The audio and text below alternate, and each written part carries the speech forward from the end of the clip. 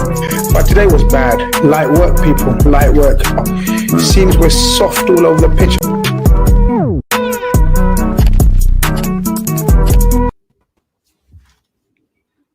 Good evening. I was about to say good afternoon. Good evening to everyone. Good afternoon, good morning from wherever you're watching from. As you know, as you can see, it's me, BlueChip, who will be hosting today's show. Unfortunately, well, fortunately for me, but unfortunately for the viewers, Grizz has decided to boycott his own channel for today.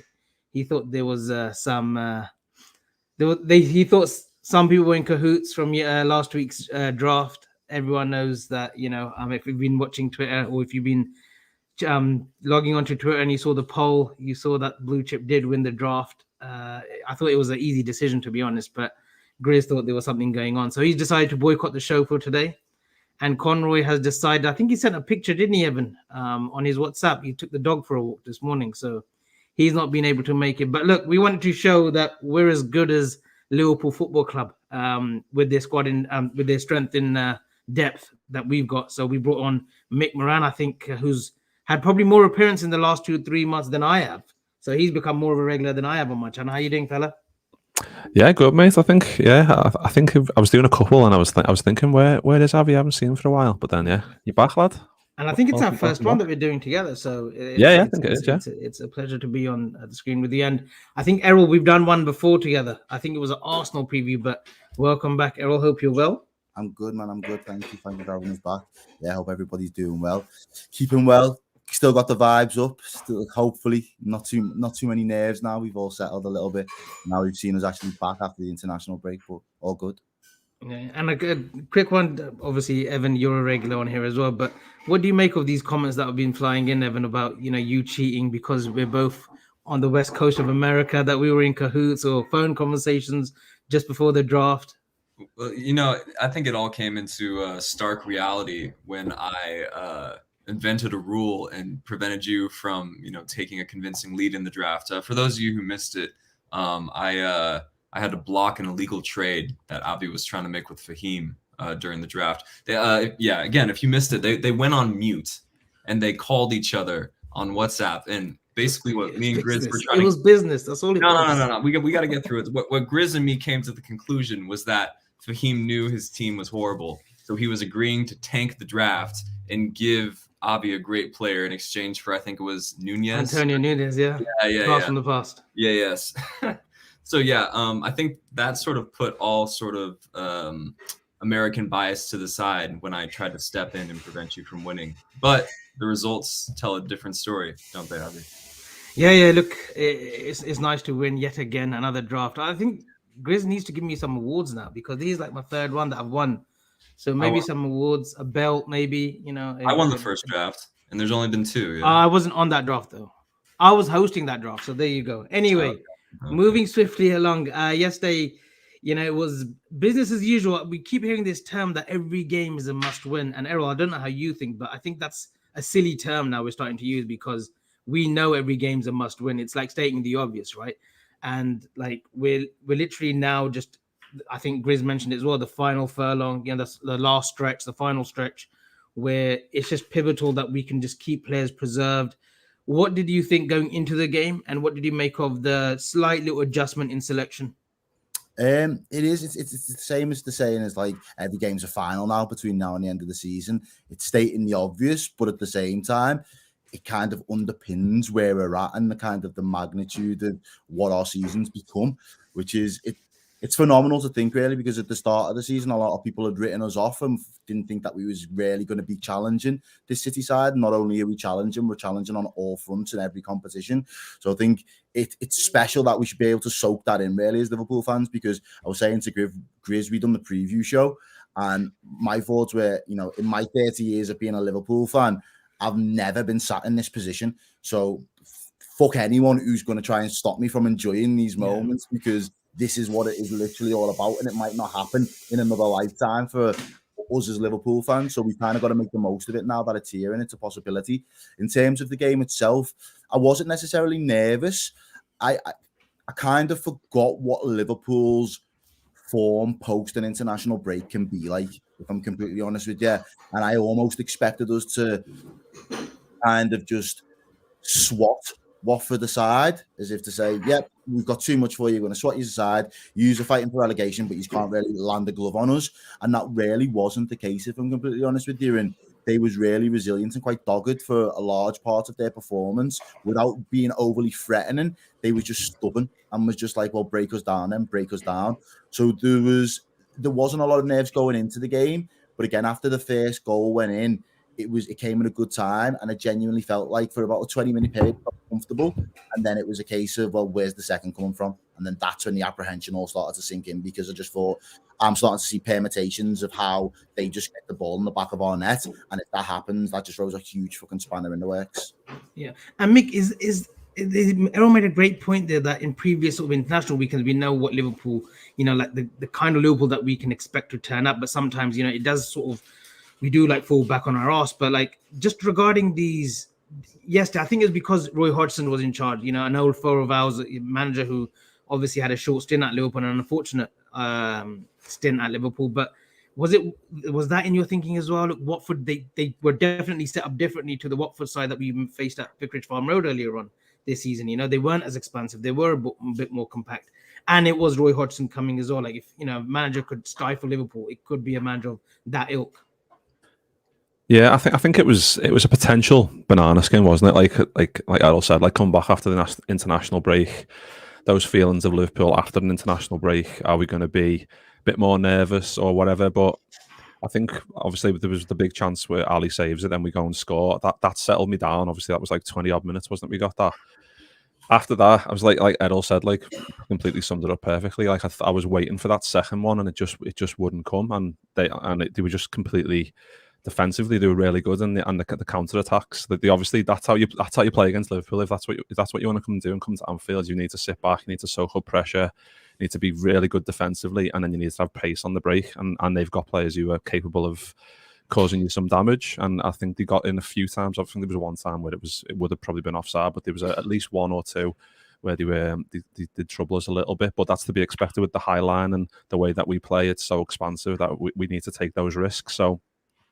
It was there. Like I felt nervous before the game because I knew how big it was, and I think I built it up in my own mind that this is like absolutely huge. We need to win every single game, and I don't know if it was just in my own brain, but like I kind of built it up to something bigger than maybe it was, and like Errol said as well, like it was Watford at the end of the day, and I know they're fighting for their lives, but like in terms of quality, you could see that we had too much, and even with like changes that I didn't really expect, like Jones coming in and little things like that, where there's just so much quality there now that when you're changing it so often, like we have to, you have to expect a little bit of a downturn and maybe cohesion and how fluid we're going to be. Couple that into coming back from an international break, couple that in with a early kickoff, then it was kind of set up for failure for us in a way, but we got through it because that's how good we are, that's how professional we are now.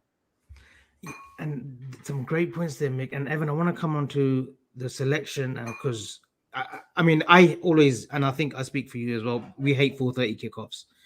Because we don't get enough sleep, and when you don't get enough sleep, when you're sleeping on like 3-4 hours, because Friday night usually is a heavy one, especially for me, happy hour and whatnot out here.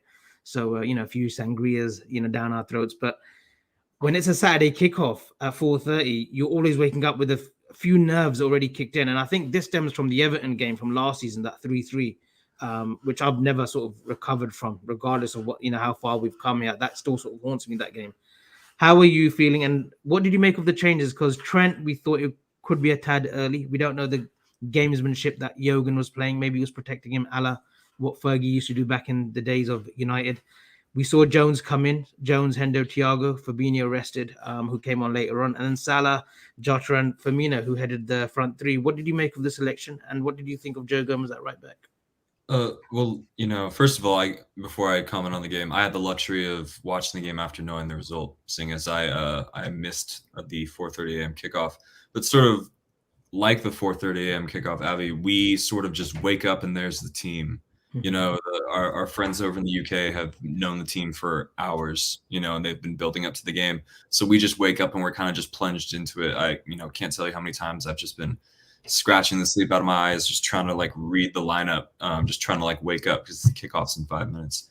And when I saw Gomez at right back, I figured my reaction wasn't the same as it was to everybody else's, and also, I had the luxury of knowing that apparently he had a good game. And I think Gomez has gotten on the end of some unjustified criticism this season. If you read between the lines, or not even between the lines, but if you just do a basic amount of research, it was said from the beginning that his injury was much worse than Virgil's. It was going to take quite a lot of time for him to get back up to full speed. And in his first few cameos this season, when he was trying to get back up to full speed in like the domestic cups and things like that, he definitely did look off the pace. But in his appearances on the in 2022 specifically, I think he's looked physically very impressive. And we all know his versatility. We all know that he starts out as a fullback. His first 4 games for the club are at left back for Brendan Rodgers. And so, I never freak out when I see Joe Gomez. I know what he can do there. I know what his game is. And I think people just through sheer recency bias have forgotten how good he is wherever he's playing on the pitch. So I applaud him, and I'm glad he had a good game. The rest of the team, not too much to raise your eyebrow at. I'm not a huge fan of Henderson in the 6, but I think if there's a type of game where you can get away with it, it's against a team like Watford, where you're going to have about 70-80% of possession. A game where you're going to hopefully not get killed in defensive transition, but as we all know, they did create chances in transition. And then, Jota, Firmino, Salah, perhaps not my favorite front 3, because we have the luxury of having choices these days, which wasn't always the case. It used to be the front 3 and then break glass backup plans behind them, and sort of the lack of interplay that you already touched on did come into fruition, even with someone like Roberto Firmino in there. But here's the thing: it's strength and depth. It's the type of depth that we've been crying out for years and years. It was the thing that made me think that City were our superiors in 18-19, because they were doing it all without Kevin De Bruyne. And so now that we have depth, I'm in no rush to chastise Joe Gomez or push Firmino or Mane out the door, even though they might be past their best, things like that. So yeah, that was just sort of my reaction to the lineup and where the team's at right now. Nice one. And Errol, I just want to come into this comment by Kieran B. Thank you for tuning in. Yeah, Klopp mentioned it too in press conferences that Joe's injury was worse than VVD's. Needed to be eased into it slower. With Matip's performance this season and Konate as backup, no rush. And I think Joe Gomez, a lot of people have forgotten, fans included, that Joe Gomez in the 1920 season, when he came in after Matip initially got injured, he was absolutely phenomenal. I thought he was brilliant with Van Dijk. Yes, once the league was wrapped up, they came back, but I'm sure they were on party mode. And that final sort of 5-6 games just to see the season out, he wasn't so great. But I really think Joe, he's 24 or 25 still, isn't he? He's been at the club forever, but unfortunately, he has suffered 3 big injuries too that we know. But yesterday showed his versatility. Look, again, right back, provides an assist. I think he was at right back for the Norwich game in the league as well, where, it was a little bit of a sloppy start, but he grew into the game. He's a defender surely we need to keep, right? Because we've seen even in his early tenure at Liverpool, he can play left back and do left back really well. I remember a game against Arsenal at the Emirates where he was brilliant as an 18-year-old under Brendan Rodgers. So he's a defender. I'm not sure what your thoughts are, Aaron. I'd love to get your opinion on him. But he's a defender that surely needs to be kept through the summer, right? To be honest, I don't see any reason why we would want to sell him, to be fair, because he, alongside Konate, are going to eventually look to step into Virgil's shoes. One of those two is going to be the long-term Virgil-esque number 2. Matip is great, and I love Joel Matip. I think he's been so underrated ever since he came to Liverpool. I think there was never a doubt of Joel Matip's quality and what he brings, and the fact that he's so good and composed on the ball. For me personally, it was always a question of his fitness and will his body enable him to do the type of campaigns that we have ambitions of, and that is we want to be the team that goes from just fighting for 1 competition a season to being able to fight for 2, 3, 4 if the opportunity presents itself. Whereas Joe's concerned, I just thought yesterday was another example of, at the minute, he may just have to.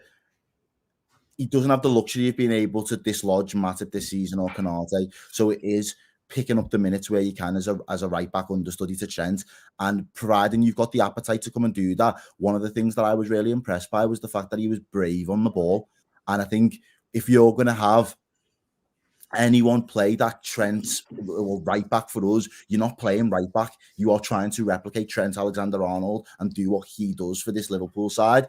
So on some level, you've got to adapt part of his game and suit it and tweak it to your own game. So I didn't think from a defensive standpoint that they was able to get in behind those channels as often as other teams like to target that right back channel for us. I think we're a little bit more, he can kind of shut the door a lot quicker. He doesn't leave that space. He doesn't get as advanced. But when he did pick his runs and his times to go forward yesterday, I thought he did an excellent job of it, to be fair to him. And for me, it was just that bravery on the ball. Like, I know at some point I've got to get a delivery into the box. Like, I can't do it every single time, and I can't look to do the 1-2s that Trent does. But at some point, I've got to put a ball into the box here, and I've got to make it count. And the fact that he was able to do that, get his head up, play the ball in front of him and kind of just take it in his stride. So he didn't have to really over manufacture the cross. It just seemed perfect for him and it was suited to him really well. So in terms of his long-term future, I can see him once he's fully fit wanting to compete, because he'll think in his own head, I remember that season, as you just mentioned there, Avi, that I was the number 2, which means he probably still backs himself to be the number 2. The fact that we've got another young lad in Konate that hasn't been injured so far in his Liverpool career, looks like a bit of a monster, if I'm completely honest with you, in terms of, you know, he's a unit, he's physical, he's adapted fairly well to the Prem. I think he's only played about 6 Premier League games, but his all-round game for us has adapted fairly well. I don't see why Joe Gomez would see that as a threat. Hopefully that level of competition, as you were saying before, with the forwards, it pushes the others on now, and that's hopefully where Joe Gomez chooses to kind of double down and say, I'm sticking around. I'm not letting these lads like walk me onto the club. I've been here longer than all of yous. So if anything, it's my spot to fight for next season. And Mick, I want to come on to it because I think Joe in this situation needs to be a little bit patient, doesn't he? And I think the coaches hopefully will be saying that to Joe. Look, you've had 3 bad injuries, you know, it's 3 serious injuries, you know, and this season is more of a sort of recovery season coming into it. I know he's probably frustrated because of the lack of game time, and he's been having to play the League Cup games, the FA Cup games, you know, and being missing out on the big games in the Premier League. But yesterday showed that he was a little bit more daring. He was showing a bit more bravery, like Errol has mentioned. Is it just this season, like sort of like, look, get back to full fitness, injury-free, and then have another good preseason under your belt, and next season you can really push, you know, because Matip will be 31, Van Dijk's going to be 31, you know, Konate another year under his belt, he's still young, 23. Like, his opportunity will come, you know, he just needs to be a bit patient. He might, on the other hand, think, look, if a club of like Villa's ilk come in with a bid, would he consider playing for a Villa? Because I still consider Joe Gomez as England's best centre-back. I really do. Like, when he's fully fit, I don't think anyone can lay gloves in him. I don't think Ben White or Harry Maguire or anyone else that you want to put forward, Tyrone Mings, is on Joe's level when he's at full optimum. Are you in the same sort of way of thinking as well with Joe? Yeah, I think so. I think he's just a victim of circumstance in terms of we've got Van Dijk, Matip and Konate who are just too good. Like, Konate come in and been the games he's played, he's been absolutely terrific, and he's the perfect like backup for Matip at the moment. And Gomez it's just coincided badly for Joe that that's happened, and he wants his place back, but he just can't get it back. But I think, like Errol said, like you can see that he's incorporating those things into his game, where he's getting down the wing, he's putting balls into the ball. For Jota's goal was tremendous. Like, that is Trent-esque, isn't it? Silly quality. On the money. Scrumptious. Yeah, no, it was a great event. Coming back onto that goal, Mick. So just coming back onto that goal, he gets it out of his feet, right? And Trent, anyone else, right, they would be proud of that delivery. You might think that he's been learning that off Trent, but you've seen him before in previous games against Norwich. His delivery wasn't great, but yesterday he put 2-3 crosses in leading up to that goal. You know, the way he was able to swing that ball in for Joe, and he put it on a, what is it? What do you call it? 2 pence, is it? You put it on there's a quote, isn't it? I'm bad with quotes. Errol, help me out here. On a 6pence. There you go, Mick. There you go. I'm out of touch because I've been out of the country, but yeah, well, he put it on a 6pence for Jota, didn't he, Mick? Yeah, it was perfect, and I think it comes with learning that. I mean, he's been centre back most of the time, but like you said, he's played right back, he's played left back, he's got that versatility. So maybe he's a victim of his own versatility again in a way, and he obviously wants to play centre back because he proved in that the league we won the season we won the league. He was absolutely terrific there. So I think it's all about confidence for Joe, getting himself back to high confidence, getting into a rhythm.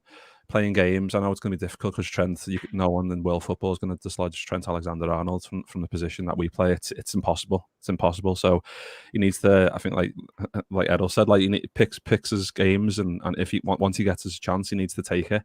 And I think another point, like I think like Van Dijk and Gomez got injured at a similar time.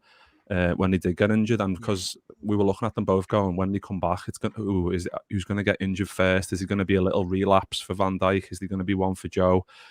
And obviously Gomez has had a few, which is to be expected, but Van Dijk's had none because he's just a different breed. So we're kind of gauging both players next to each other, thinking, well, Gomez should be further along in terms of his recovery, as a similar level of Van Dijk. And I think that's maybe the wrong way to look at it because it was such a bad injury. It was a patella tendon, was it, for Gomez, which is just like, it's absolutely horrific injury. Like, to come like back 7 years ago, like, well, not maybe more than 7 years ago, 10 years ago, or 10, 15 years ago, they're the type of injuries. You'd be screwed. End your career. Yeah, exactly. You're just going to be like, you're probably not going to play again. And on the flip side, ACLs today are not what they were 15, 20 years ago. It's no longer the dagger that it used to be. Like, plenty of people are now coming back from ACLs, not always 100%. But they're still playing at the highest level at the very least. So. Yeah, depends how many injuries they've had before that as well. Like, if they've had a number of injuries and then they do the ACL, they can come back. But as you say, they're probably not going to reach 100% again.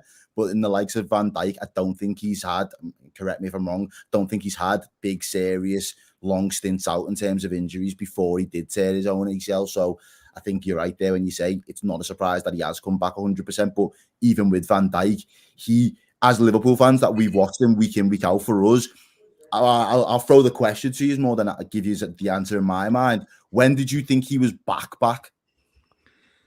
Evan, you want to take this one? Honestly, I forget who was running at him in November, but someone ran at him in November, and it was someone impressive, and I was like, okay, he's still there. You know, it was just one of those things because. Obviously, you know, we had some disappointing results in the start of the year, but it took a while for him to be physically tested. I think it was it Antonio or Traore, someone running at him, scary like that, and he just dealt with it pretty effortlessly. And I was like, okay, we're still in the building here, we're good. Yeah, I think there was a few moments, wasn't he, where, like you said, Evan, like there's players run at him who you kind of have got that terrifying pace that would usually just blow past anyone else, and he kind of was gradually dealing with these quick players better and better. And I can't remember what game it was, but there was a game where I just watched it and I was like, oh my god, that's Virgil van Dijk that we know and that he was before the injury, and obviously it wasn't going to be straight away, was it? It was a gradual process, but I think he's definitely there now. Well, the games against Inter, like their striker, I can't remember their striker's name, but there was both games, like he was both games he bottled, running past it. So. Yeah. I think it was at home, Lautaro Martinez second half, isn't it? I think he's trying, or first half. He's trying to see if he can sort of maybe outrun. He's not the quickest player anyway, but he thought, do I fancy myself? And he just sort of gave up. It was just like, nah, I'm not even going to bother. But I think for me, it was after January, like that 6 month initially, he comes in and, you know, people are saying he's not the same. But even him not being the same, he's still the best in the world. Yeah, he's still putting stats up that you think, wait a minute, he's still the best in the world though. Even no finish. And I was just going to say, even at 60%, 70%, he's still the best. He was still performing like one of the best defenders in the world. And I think Matip's help, Matip's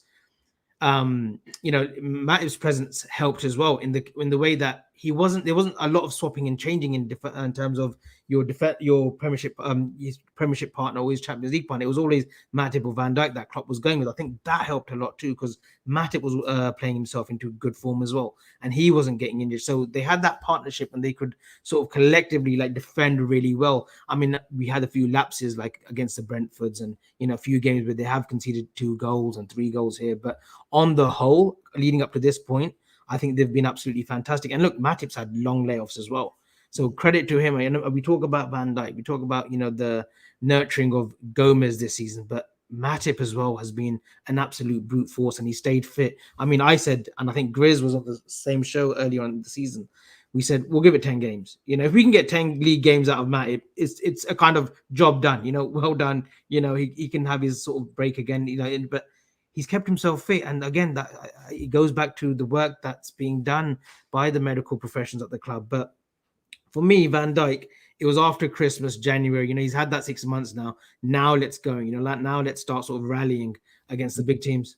But that was my point, though, and you've all pretty much just nailed it for me. As we've watched him week in, week out, we knew within ourselves, within the fan base, he's not 100% yet. We're comfortable with the fact that he's out there performing 70, 80% every week because he's doing a job for us, and his doing a job is better than 95% of the other Premier League centre-backs, so we'll take it. But it's the same now with Gomez. Gomez hasn't had those minutes under his belt. Gomez hasn't had the amount of opportunities to get, as you say, people running at him and having other people testing him and putting him in tested situations to see if his body is robust enough.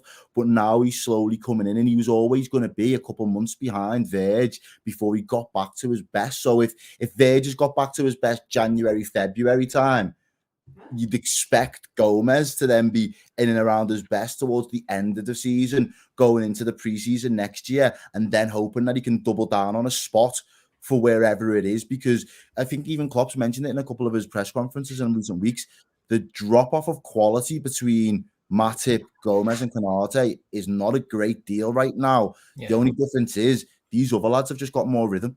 You've got more rhythm and you've got more minutes in the legs. So that's why Klopp feels comfortable picking them ahead of Gomez. But that to me tells me that he's still got Gomez in his plans and his thinking for next season. Yeah, and it's quite the quartet. Like if we can, and I'm not saying that Joe Gomez might be looking for a move away, but if we can keep that 4, going to next season, that there's quite the quartet that we have, and I don't think there's a better quartet of defenders centrally around the world, let alone in the Premiership or Europe. Around the world, I don't think there's a better 4 than that. And I want to come on to the first goal, Evan, because I think it was Kuka, is that your first name? Kuka, yeah, Kuka. Something like that. He kind of had a busy game the first half, first 50, 60 minutes for Watford. He was getting fouled, he was crying a lot and moaning a lot, but I think that's he gets free and he's running straight on Alisson. But Alisson is doing what Alisson does best, and for me, he's the best goalkeeper in the world. Saves it, big presence, makes it look very easy. And from there, we counter and the cross goes in. Explain to me, Evan, did you think that Kuka might have had a chance? Did you feel sort of, wait a minute, they could go 1-0 up, or were you always confident of Alisson saving? Well, confident in Alisson, because not only is he the best goalkeeper in the world, but he's also the best 1v1 scenario goalkeeper I've ever seen in my lifetime. I thought for a while now, like not just this season, that Alisson was the best in the world, but I would have described him as he's an 8 out of 10 in every goalkeeping category, but he's not clearly the best in any of them. He's just the most well-rounded keeper, and that's what makes him the best. But this season, I think we've discovered something that he actually is undeniably the best at, and that's 1v1 scenarios. Because obviously, our high line is notoriously effective. The stats will show it, even if it doesn't help our heart rate at all. But it's just been so impressive the way he's been able to keep us in games when the high line has on occasion left us exposed, and he's been asked to deal with 1v1 situations. And the goal really reminded me of a goal we scored, or Salah scored against Fulham in 18-19, where I believe they nearly scored, or they thought they should have had a penalty. They scored, it got disallowed, and then and then we instantly went on the break. It was like a Trent pass up to Salah, and they scored. So deja vu for that type of goal. But yeah, I was impressed with the way Watford were able to get at the high line, and that was one of the occasions. I thought João Pedro worked the ball very well to Kuka, however we've decided to say his name. And yeah, but when he goes through on goal against Alisson Becker, it's difficult to see anybody beating him, especially, he doesn't even have the most flattering angle to shoot from. He's not super close to the goal. He's not extremely central. I don't know if he's necessarily an attacker by trade. But yeah, I have full confidence in the goalkeeper. And even if it was a much superior player in a much more superior position, I would still have a similar level of confidence because I just do believe he's that good. And I think this season specifically, with Salah maybe now slightly misfiring, I think this is maybe the closest a goalkeeper has gotten to Premier League Player of the Year in quite a while. For sure. I think his form has reached that level, and the amount of games and points he's been able to save us has really racked up. So yeah, hats off to him. Mick, just coming on Alisson as well, he's been phenomenal. He did have a dip earlier last season, like his positioning, letting in a few leaky goals, but he's come back so strong, hasn't he? He's come back strong. And yesterday epitomized this, the aura that he brings in these one-on-one situations, isn't it? That he's so comfortable and he makes everything look easy. We see some keepers like De Gea, they'll do it some for the cameras. He made a great save there. De Gea, fair play to him yesterday against Leicester. But Alisson, you'd never see him make an acrobatic save. He just positionally, he's just fine, isn't he? He's just fantastic, and that just doesn't get talked about enough, does it?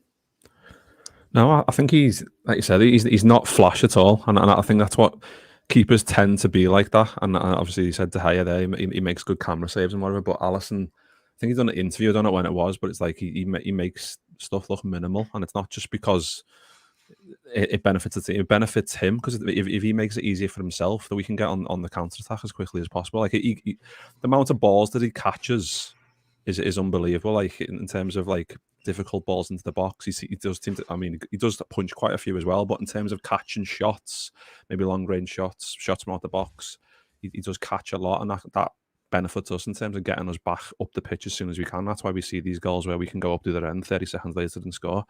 But I think he's just an imposing figure, and I think it, like you said, people say, "Oh, he makes it look easy," and it's like that's not just by fluke though. He's in the perfect position.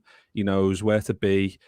He knows we play a high line. Of course, he does. That's the way we play. He knows where to position himself. If that ball gets played through, he knows he needs to be on his bike in front of the attacker as soon as possible, in the right position, opening up his body, make the save.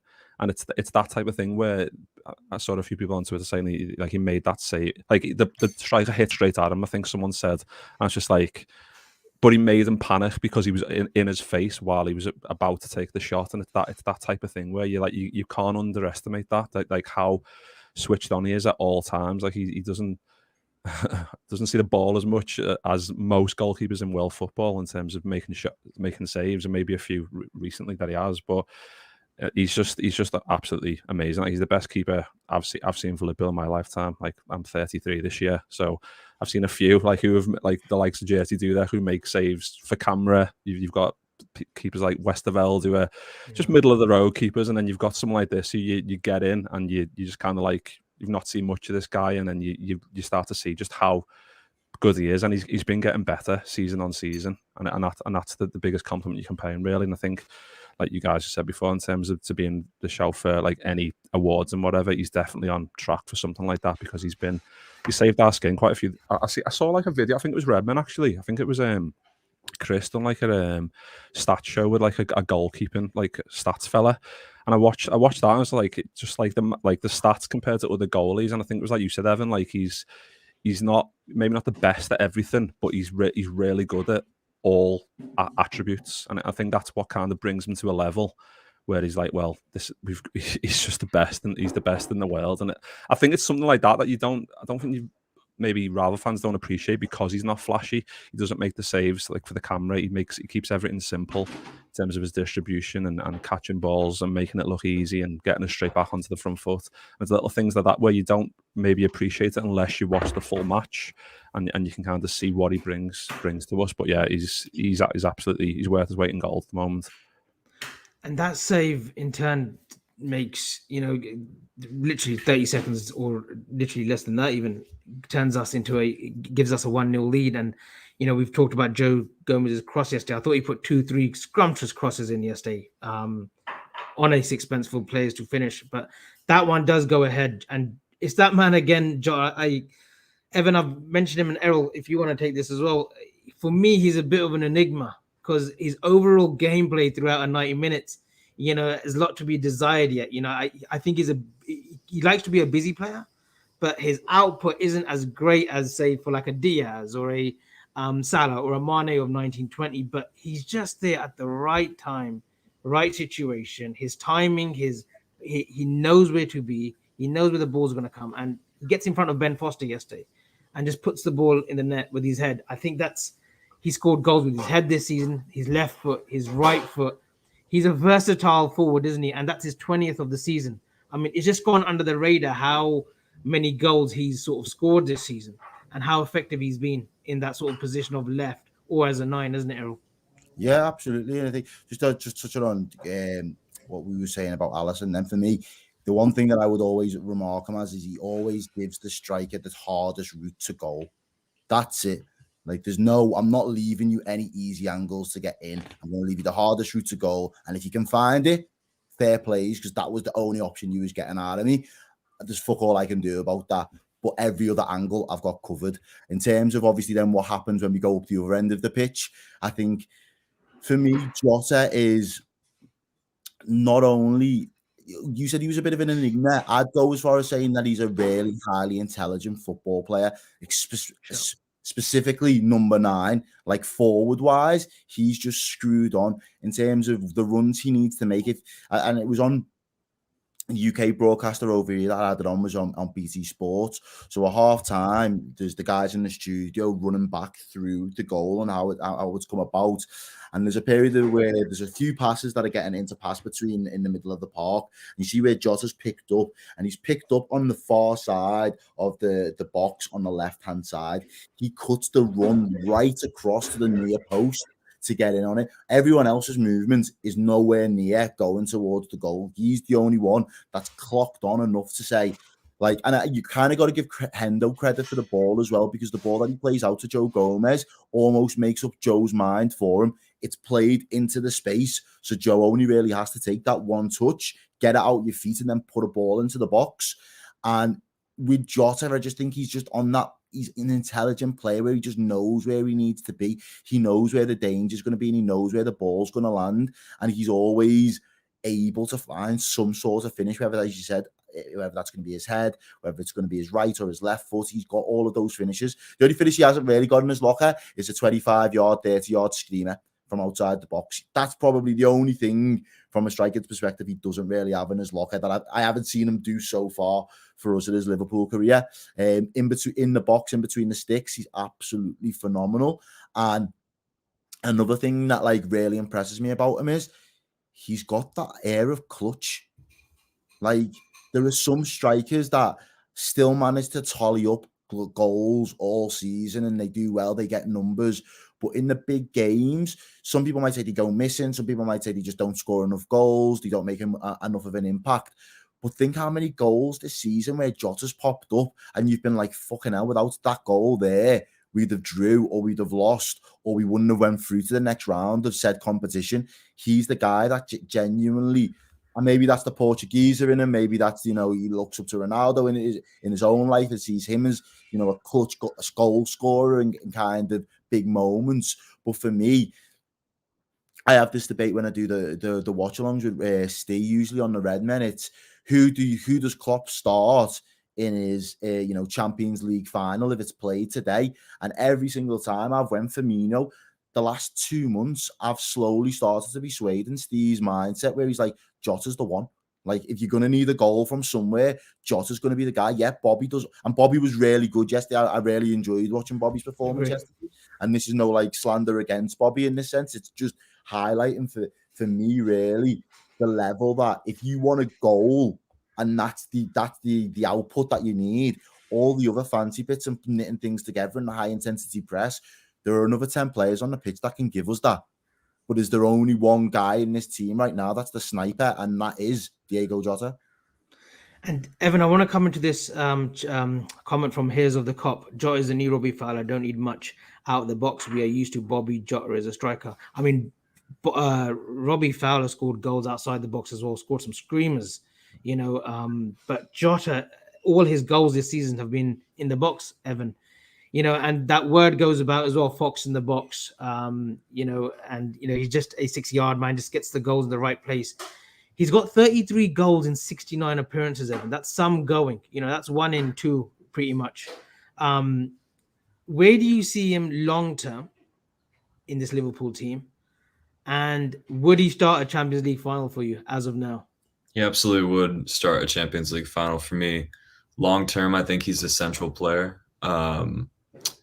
I'm still a big fan of what Firmino can bring. We all know maybe Firmino's dropped a level or two, and that's fair. It's going to happen. He was used like a bar of soap until there was nothing left all of these years. I like so it's the one thing I will say about Jota though is under our certain parts of our fan base who like to complain about almost anything. They criticize his lack of build up, essentially the lack of his Firmino-ishness, if new word just dropped. His lack of ability to emulate Firmino or link play together or complete dribbles like Luis Diaz does. And I think what's so hypocritical about that to me is I would imagine it was the same crowd of people who were begging for an out-and-out Fox in the box striker all these years. Every single transfer window, without fail, since Firmino became our starter at false 9, there was a certain section of the fan base saying we need an out-and-out striker this summer. We need a plan B for Firmino when we can't score. We need our goal scorer. Here he is. It's not pretty.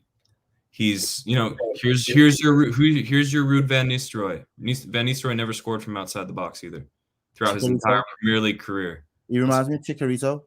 Yeah, and for shout as well. I just don't know what there is to say to these people who begged for an out-and-out true finisher, someone not like Firmino, someone who's going to be on the peripheral of the game for 90 minutes, but be in the right place at the right time. Now with Firmino, doesn't really look like he has a goal in him in the same way that Jota looks like he has a goal in him. So I can only applaud our recruitment staff for finding a player who can play out wide and through the middle, who has these attributes.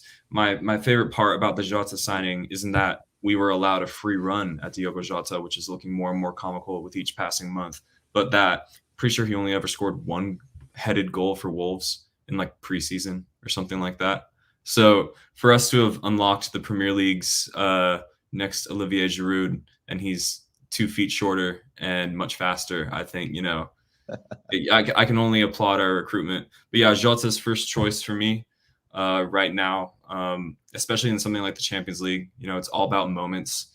Over a 38-game season, you want what Firmino can bring. You want what even maybe Sadio Mane has offered, something unorthodox through the middle at times.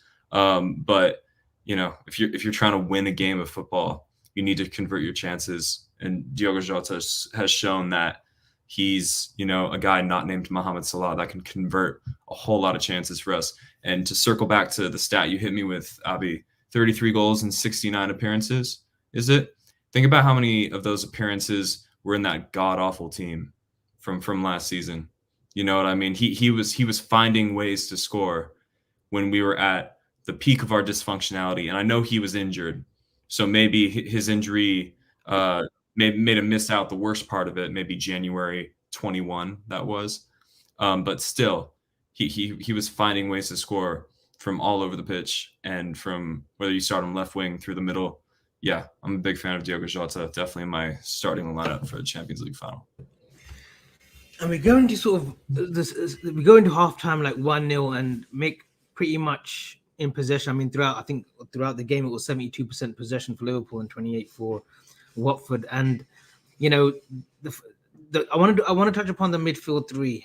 It was great seeing obviously Thiago back in that midfield, and he put an absolute clinic in yesterday. I think you put a post up. I was tweeting a gif of him where he played a pass to Jones, just the way he plays that pass. And, there was, so much sort of applaudits for Thiago's performance yesterday. But I thought generally that midfield three, it kind of struggled. I thought it was his chance. And I'm a big fan of Curtis Jones. Those that know me, I tweeted very early in the season that, I hoped for a big season for Curtis Jones. I thought yesterday was an opportunity for him to sort of like grasp it, there's a few injuries. Fabinho's been rested, Naby's got a bit of knee trouble, but go out there and shine and show us what you can do. I felt that it was a bit of an unfair sort of assessment of Jones. I know you got a fair bit of criticism because, I thought Salah didn't help him on that right-hand side because he was a bit, hugging the ball too much. And of course, the right back was compromised because Gomez was in. What did you make of Jones? And is there some scope in the summer that we may be looking for a loan for him? He is still like 20, 21 years old. He still has a lot more maturity to come from him. And look, I do expect him long-term to be a Liverpool player. What did you make of his performance yesterday? And what did you think of that midfield three in general yesterday? I was about to say last night, yesterday.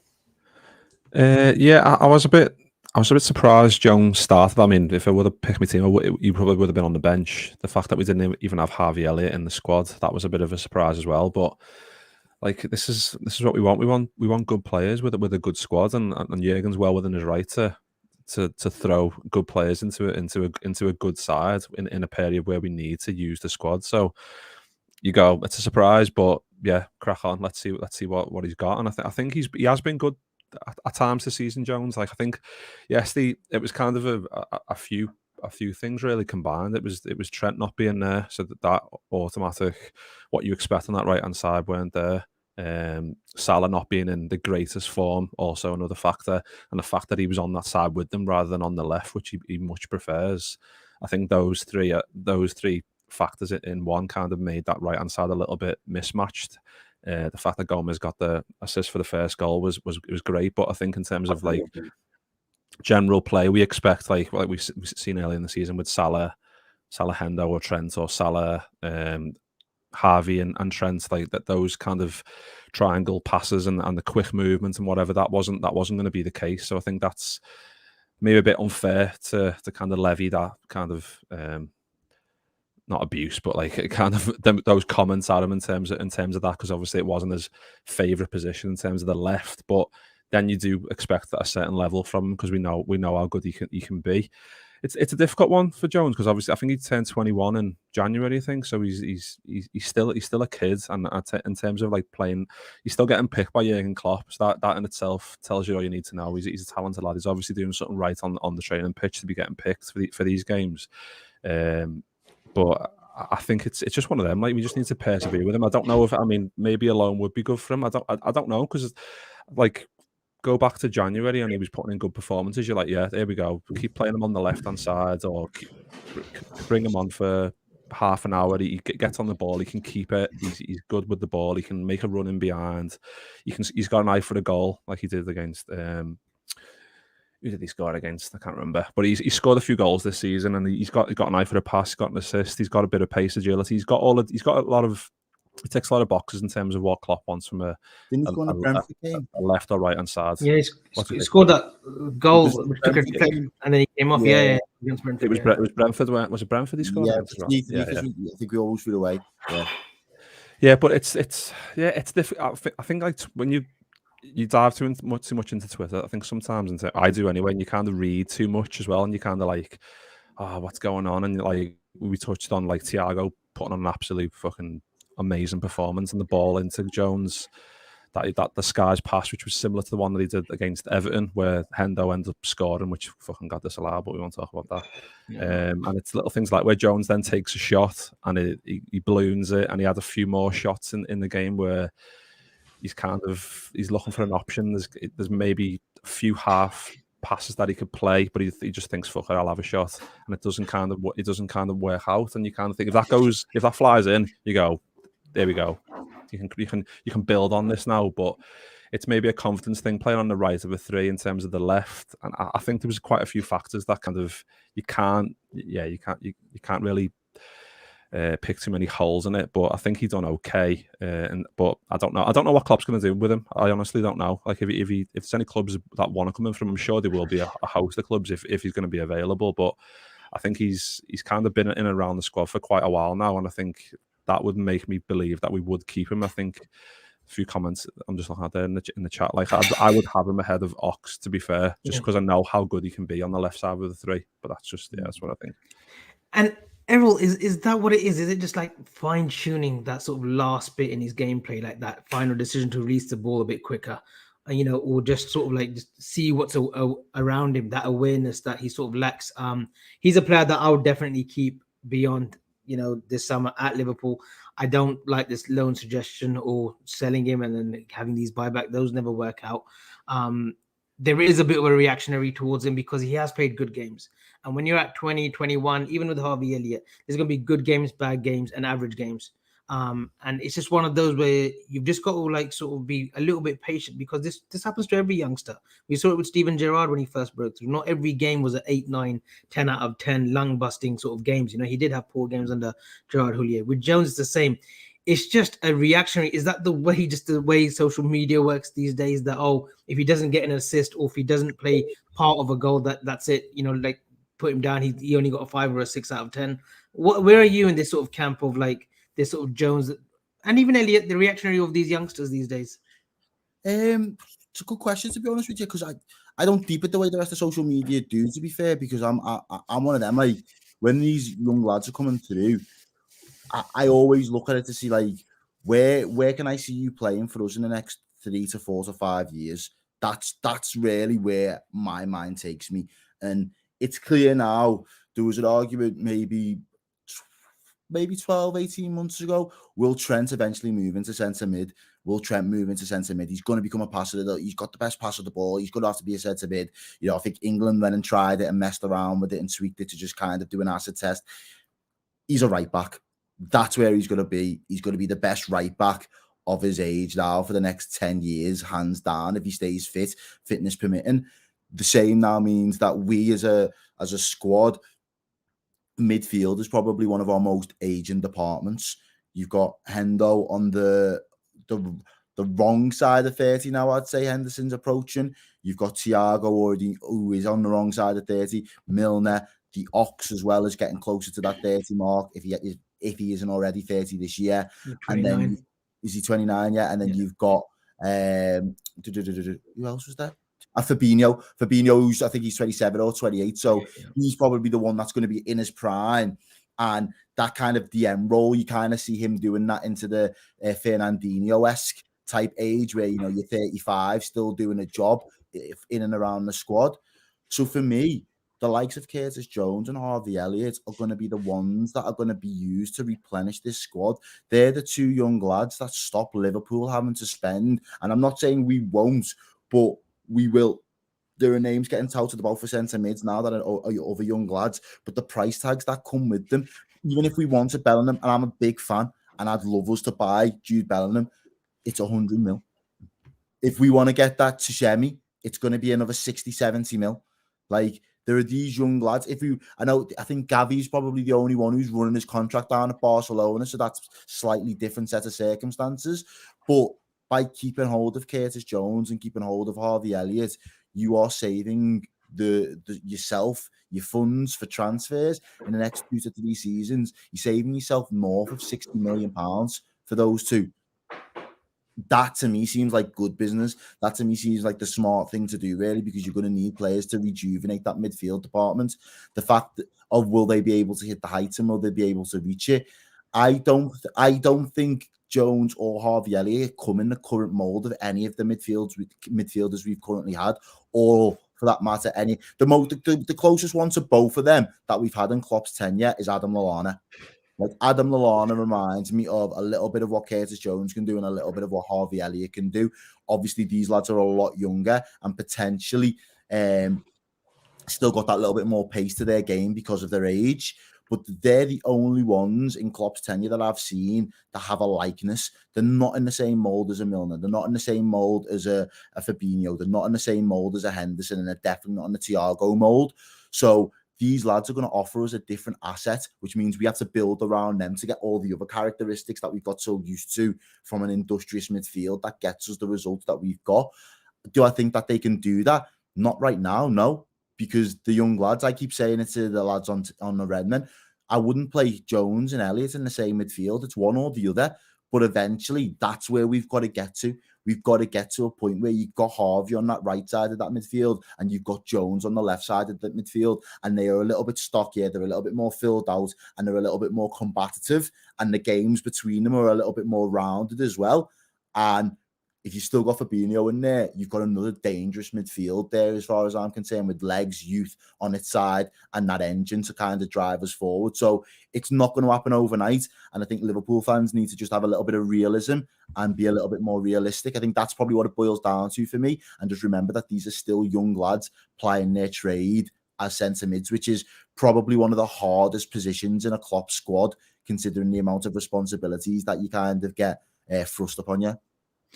Those are some great points, Evan, and Errol's touched upon Jones sort of and Elliott being surrounded by not just the experience or, you know, the intelligence of the players currently like Hendo, Fabinho, Thiago, that wealth of that winning mentality that Milner, Thiago and Fabinho have brought, Hendo, you know, that experience, those years that they've put in, that shows that sort of stands well, doesn't it? That stands well with Jones and Elliott, you know, to keep learning from them. You know, once you hit that 23, 24, that's when we'll see the real sort of Curtis Jones flourishing, Harvey Elliott on this other side flourishing. It is a time game, isn't it, Evan, especially with youngsters. And, you know, if there is, you know, if talk and if everything goes well, the additional Fabio Carvalho, who could be coming in from Fulham, you know, that bodes well, doesn't it, to keep these senior players just having a little ear in their sort of, you know, just having a little word in their ear, just saying, look, do this. These what we were doing at your age. You know, to keep learning from them. It's craftsmanship, isn't it, Evan? Yeah, I think, you know, it's all about having that mixture of, you know, experience and youth. It's tough to imagine a team going all the way with just one or the other. It's pretty rare just across any sport that actually happens. With Harvey Elliott and Curtis Jones, it is about maturity, both on and off the pitch. Maybe I was reading into it too much, but the Klopp quotes from a month or two ago where he's talking about now is the time for Curtis Jones to start fulfilling his potential. I thought that stood out to me because he never really ever has a slight dig at one of his own players or really goes into specifics about what they need to do to improve. And when I think of the list of people where he's gone into specifics about that, you know, Rhian Brewster, they obviously had, you know, futures away from Liverpool. You know, if Curtis Jones doesn't find the game time he likes here, or the opportunities to develop, or he just doesn't work out at Liverpool, what it certainly won't be is for a lack of talent, because the guy clearly has the X factor, the elusive it factor. He's just clearly brimming with quality, but a lot of it is just down to, you know, maturity, like decision making and things like that. And, you know, midfield just in modern football, not only is it notoriously difficult, but what you're asked to do as a midfielder for Liverpool Football Club is also entirely different and entirely difficult compared to the rest of the landscape. I don't think he's necessarily similar to Harvey Elliott in terms of what he brings, but I thought Lallana was a good comparison there. Really neat and tidy ball retention is, I think, such an underrated attribute.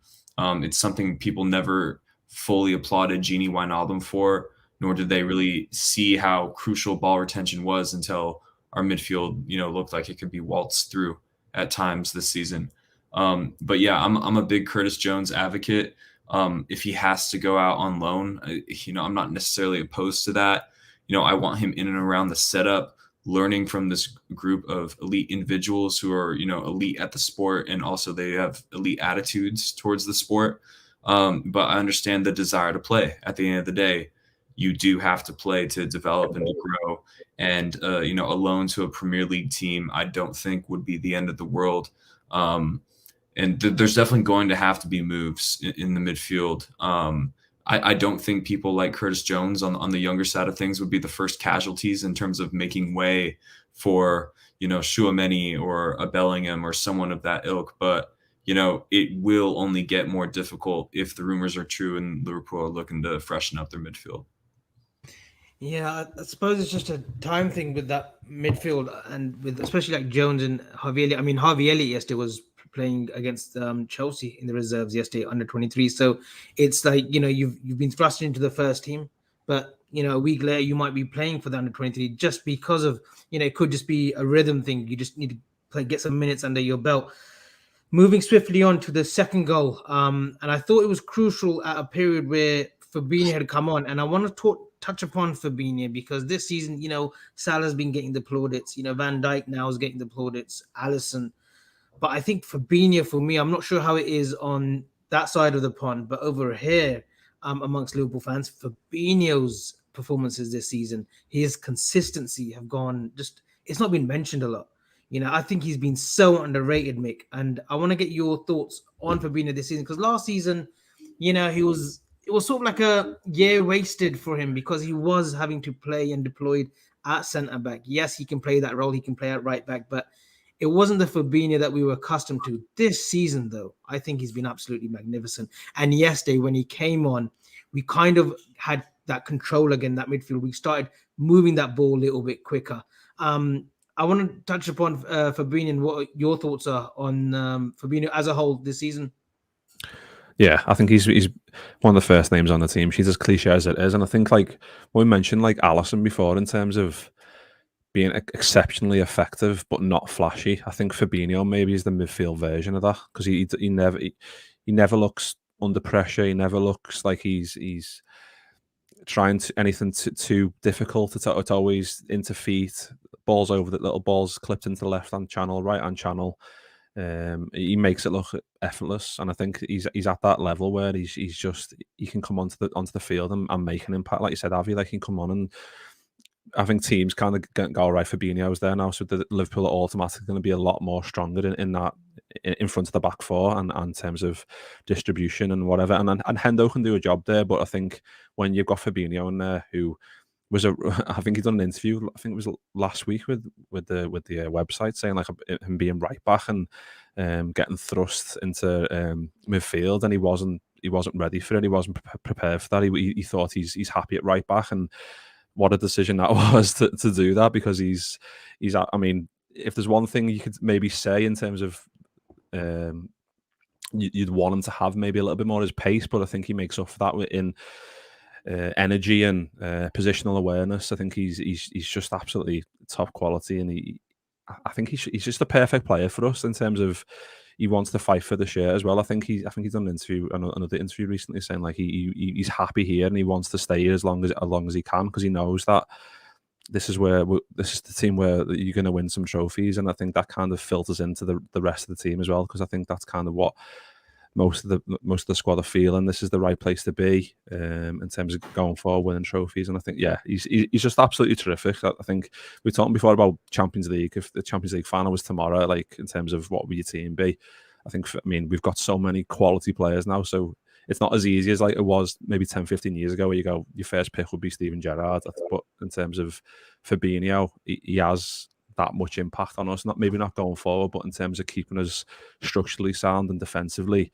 and giving the confidence for the other players to kind of, like we said, if it was Fabinho and then if it was Curtis Jones and Harvey Elliott, I'd be a lot more comfortable because Fabinho was there.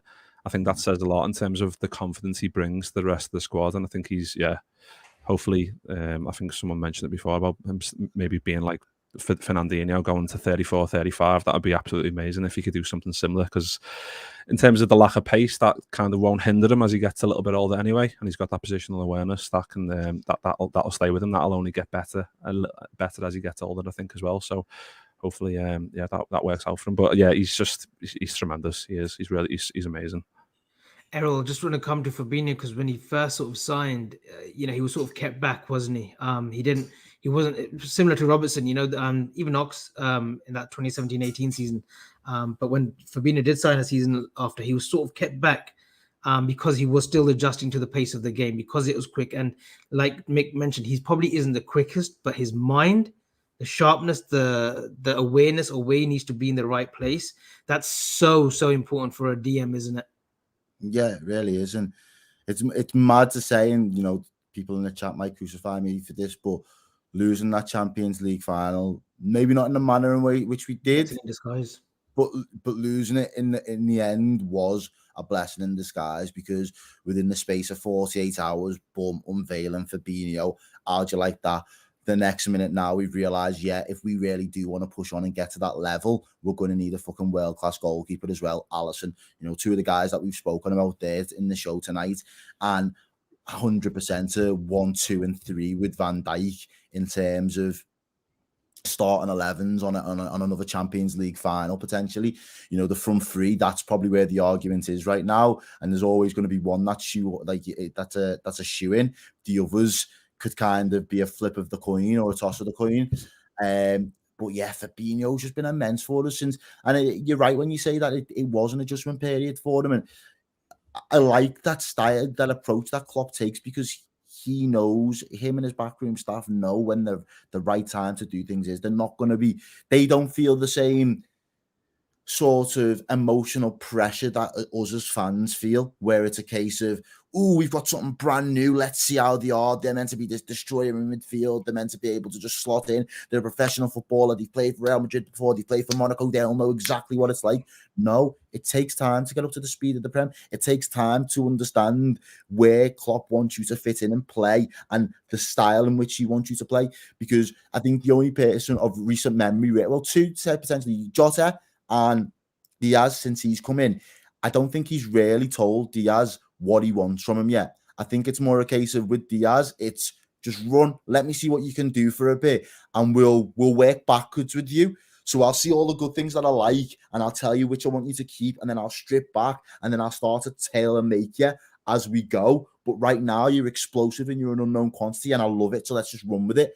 Whereas with Fabinho, you couldn't really take that approach. It needs to be a little bit more methodical. It needs to be a little bit more calculated, and he's benefited from it, because I just thought, yesterday when he comes to take that penalty, we've got leaders all over the pitch, but he's a silent leader.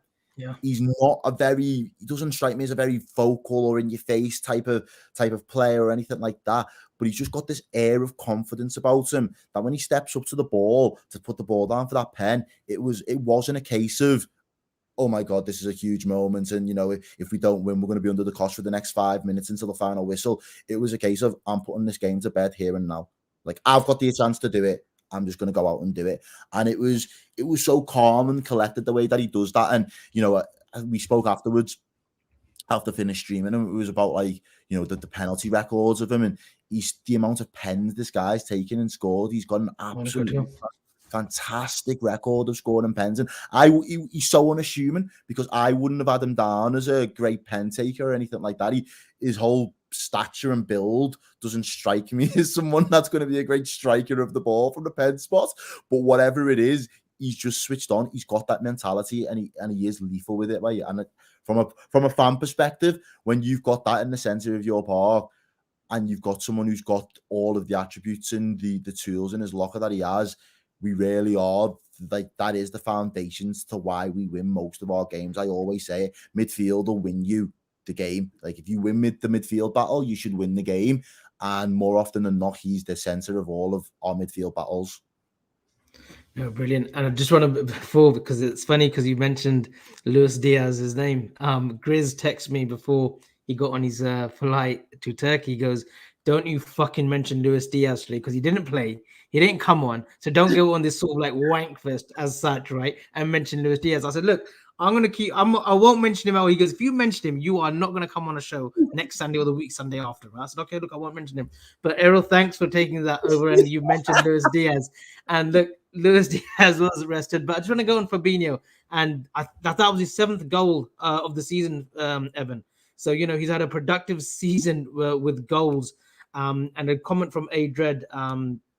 Thanks for tuning in for the comment. Having Fabinho allows our creative players to perform 10, 15 yards further up the pitch and cause maximum damage. Do you agree with that, Evan? Yeah, you know, I would agree with the fact that Fabinho is tasked with handling more space than the average holding midfielder. He's not playing in a, you know, like a 4-2-3-1 where he has a pivot next to him. He is constantly responsible for large portions of space in defensive transition. And also just in terms of when we have the ball, he's managing a very large portion of space. And what you can have with Fabinho, not only can you push your creative players further up, but he can be a creative player himself. we can all think in our heads, exquisite passes that he's capable of. He's shown in previous seasons that he's a threat from distance as well. And, just on the penalty thing real quick, it feels great to know that we have 3 of the world's most impressive penalty takers in and around the team. Salah, Fabinho, Milner. And as we also just saw in the Carabao Cup final, the rest of the squad isn't too bad at them either. So shout out to Neuro11 for, helping us out with our order, and just shout out the players themselves for being technically good enough to take such impressive penalties. He absolutely would not be someone who, outside looking in, you'd think he'd be a great penalty taker, but he absolutely is. And just going back to, like Alisson, people we've talked about Trent, like just in my lifetime, I'm 26. Almost all of these guys are the best I've ever seen in their position at Liverpool. Fabinho is easily the best defensive midfielder I've ever seen for Liverpool Football Club. Trent is the best right back I've seen for Liverpool Football Club. Alisson is the best goalkeeper I've seen for Liverpool Football Club. I could say the same about Robertson. I could say the same about Salah in their respective positions. You know what I mean? And it's just all over the pitch. And Fabinho is just another name on that list, another absolutely indispensable player. And, without him, we've seen how wide open we can be without him. And, there's a very strong argument to be made that in the summer we should be looking for not a replacement, but we should be looking for someone who's a natural in that position, just as a second string option. Fair point. And just a quick yes or no from you 3. Should Flacco be our number 1 penalty taker? Mick? No. Errol?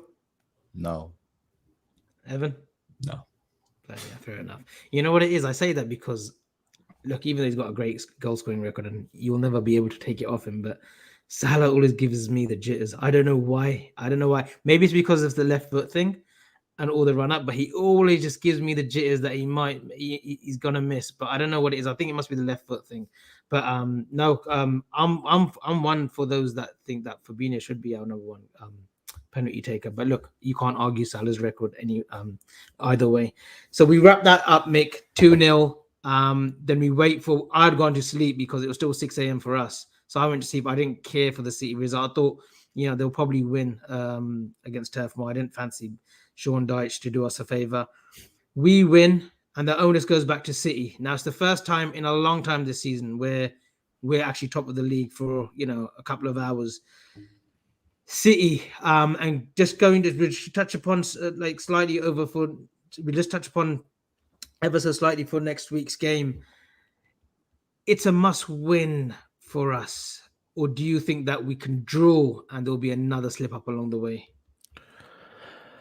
I think we need to win. I mean, worst case scenario, if we do draw, I'm not going to be like fucking throwing my toys at the pram going, it's over. We needed to win. But I think if we win, it's more of a psychological thing. I think if we win that, it's just like an arrow to the heart to them, and it then spurs us on. So it's both in terms of gives us the right kick in the right direction, and it kicks them while they're down in terms of going, what were they, 2 points clear.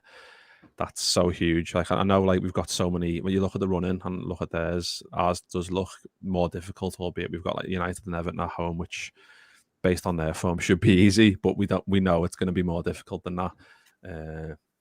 But yeah, I think we need to, if we win that, then I'll be a lot more comfortable with the rest of the running, albeit my blood pressure still won't be better. I'll still be shitting myself every game, like I have been. I've been trying to calm myself down before every game, but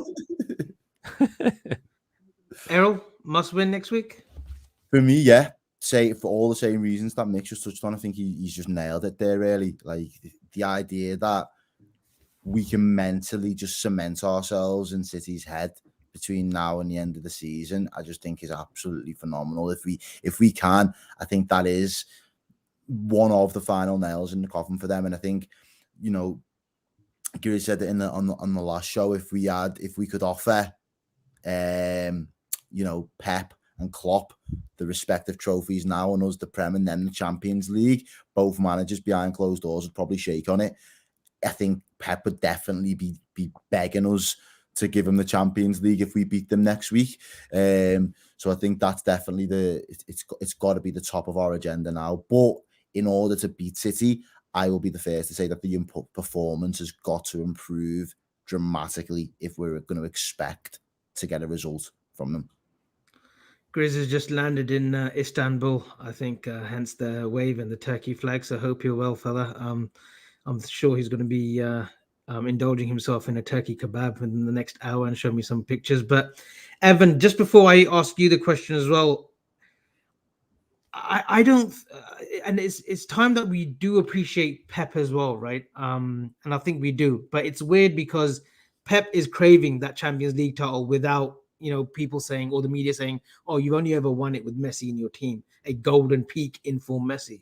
Whereas Klopp has won it, with Liverpool, tight constraints with spending. He got into the final with Dortmund as well, agonizingly just missing out, with a Robin late winner. It's time that we appreciate these two clubs, and they're so different in contrast. And we know City, the money that they have, and we know the clever business that we operate.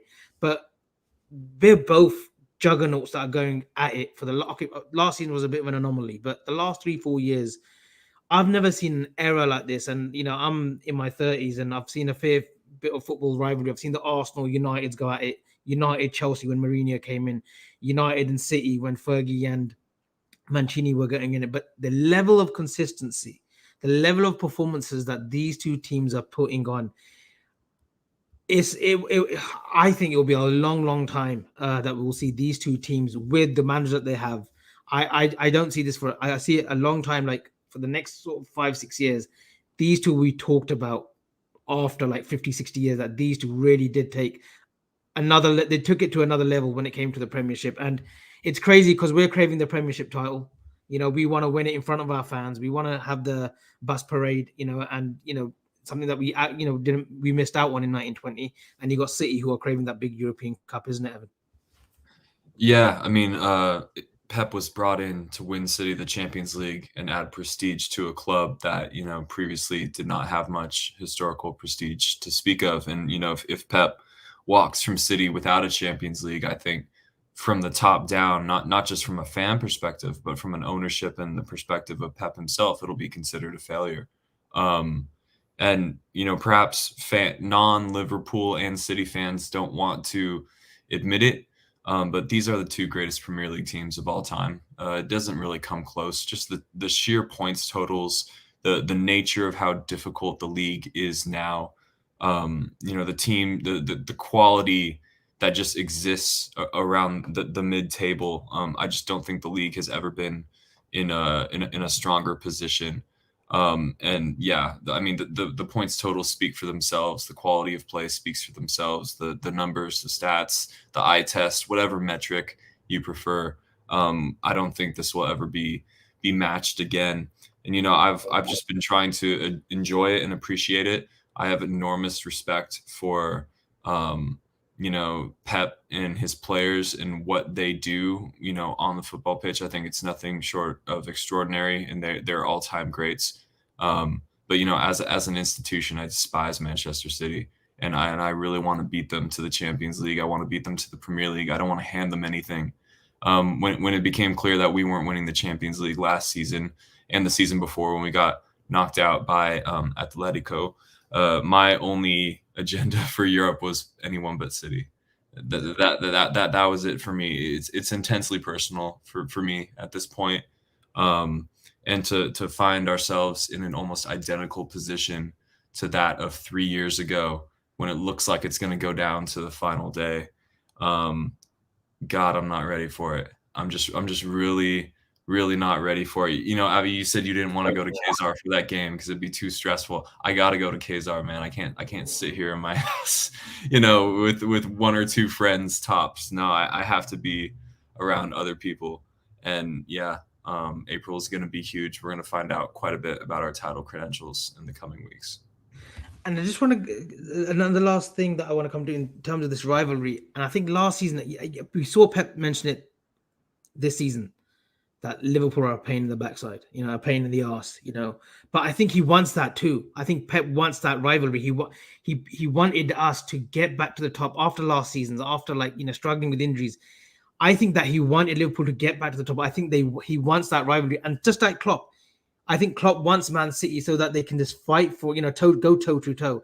Are you in the same sort of camp, Errol, where Pep needs Klopp as much as Klopp needs Pep to sort of distinguish this sort of big rivalry and let's have it out. Let's see which man comes on top. Because at Bayern and Dortmund, Klopp was coming near in the end of his sort of tenure at Dortmund, whereas Pep was starting to build something at Bayern, and he wanted that European Cup success at Bayern and starting to, evolve Bayern in different kinds of play and patterns. So they never had that rivalry. But at Liverpool and City now, it really is mano a mano, isn't it? Yeah, man. It's like the Batman and the Joker. It's like Superman and Lex Luthor. It's like Iron Man and all the others, Thanos. It's just, it is, they need each other. The archetypal hero, villain, and whichever camp you're at, that's your hero. Whichever camp the other person's at, that's their villain. Like, that is it. These are two giants of world football in terms of a managerial stakes. And I have got, as you guys have said, I've got a lot of respect for what Pep's been able to do. And I think from a Pep perspective, he's made us better over time, because he went and stormed the league with 100 points, and Klopp turned around to his lads and looked and was like, well, that's the bar, lads. I'm sorry. It's no longer me doing this to you. I'm not pushing you through all this group. Like, if you want to be what you told me when we've sat down and we've had these come by our sessions and all that shit, like, if you want to be where you say you want to be, that's the fucking bar. And I'm sorry, but if you want to achieve it, you've got to get over that bar. And that's the only way to do it. And that's not been set by me. That's been set by them up the road. And I think that has been such a motivating factor for us. And it's that in the back of the players' minds, that's what's driving them on to be elite, because they know now. And I've said it from the start of the season when everyone did the wild predictions about Chelsea going to go and win the league now that they've got Tuchel and they've won the Champions League. I said, until Chelsea can turn around and prove to me that they can do a 15-game run where they go unbeaten and at least 10 to 12 of those games are wins, they aren't title contenders, because the only two teams that have demonstrated that they're capable of doing that in recent history has been Liverpool and City. That's why they will still be my favourites. And it's proven again. We've done it 10 games, 10 wins on the bounce now in the Prem that we've went and done because we've had to. Not because we wanted to or because we played particularly great football and we've swatted everyone aside. No, the necessity has driven us to be able to get those results.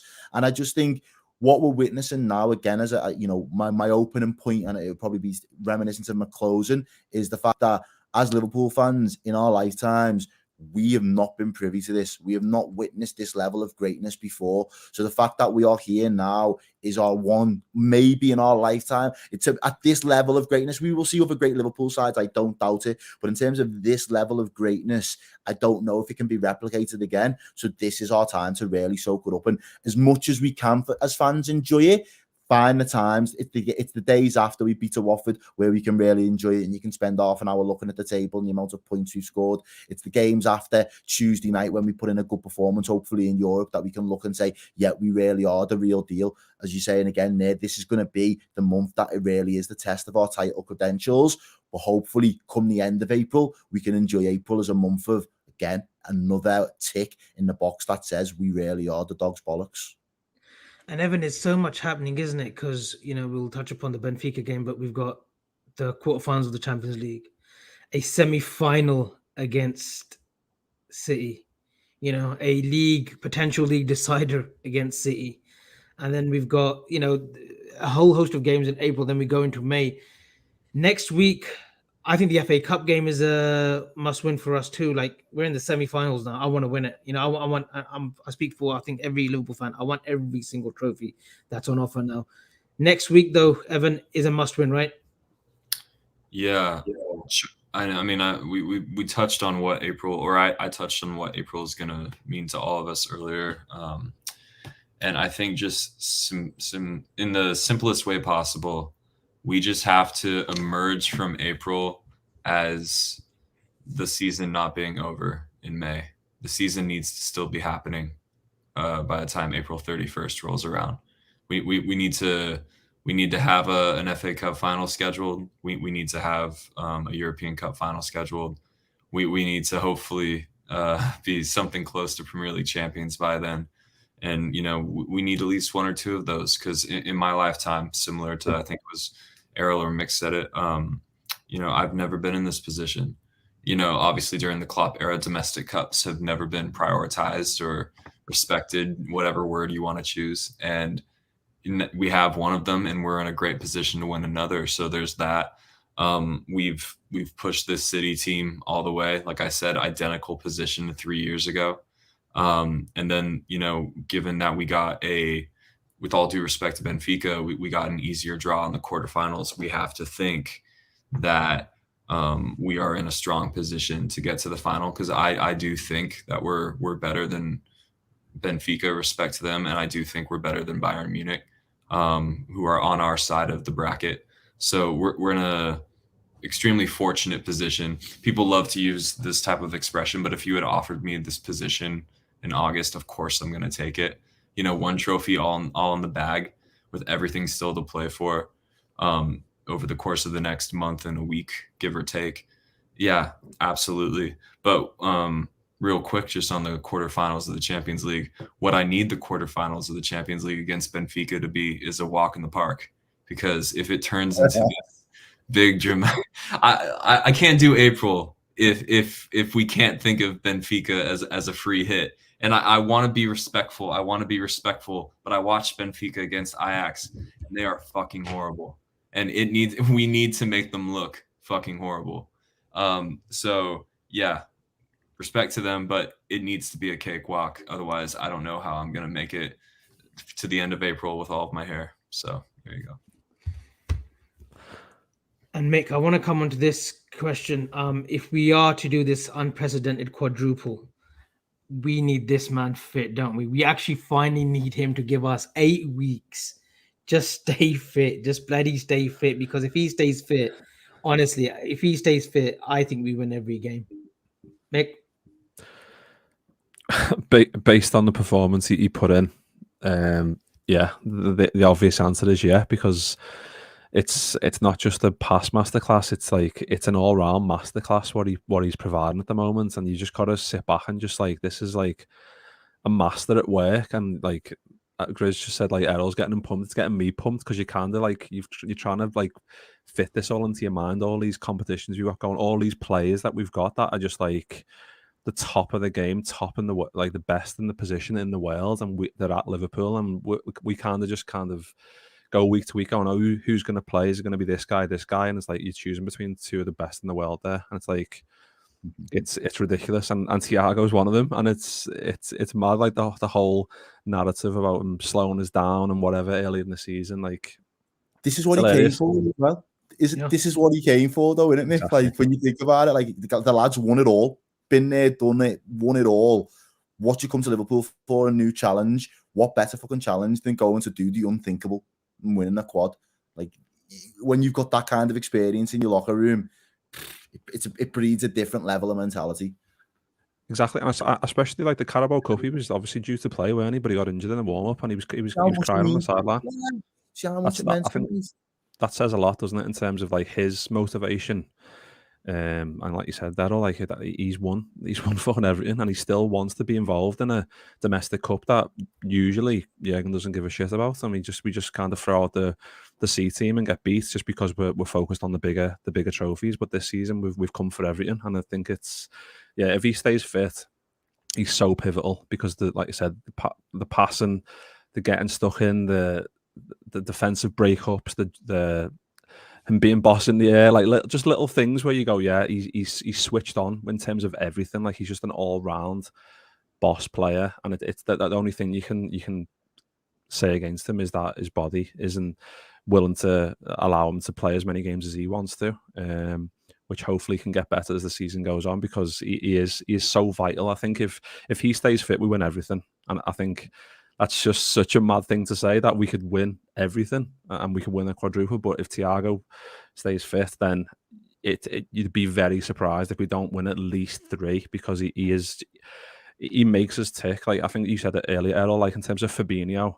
when you pick a midfield, he allows us to to do what we want to do to the greatest capacity that we can. But I think you put Thiago alongside that, it's just like cheat code levels of what Klopp wants to do. Thiago and Fabinho carry that out to such a high level. You can put Elliot or Hendo on that other side, and it's scary how good we can be in terms of not just going forward, but that high line in terms of defensively then becomes a lot more structural, and I think we're a lot better in terms of that as well, because we can manage that space, like Evan said earlier. We can manage that space better because these players are so switched on. Game intelligence and positional sense is just top of the game, and yeah, I think if he stays fit, we're hopefully on course for everything. But yeah, fucking hell, it could be amazing, couldn't it?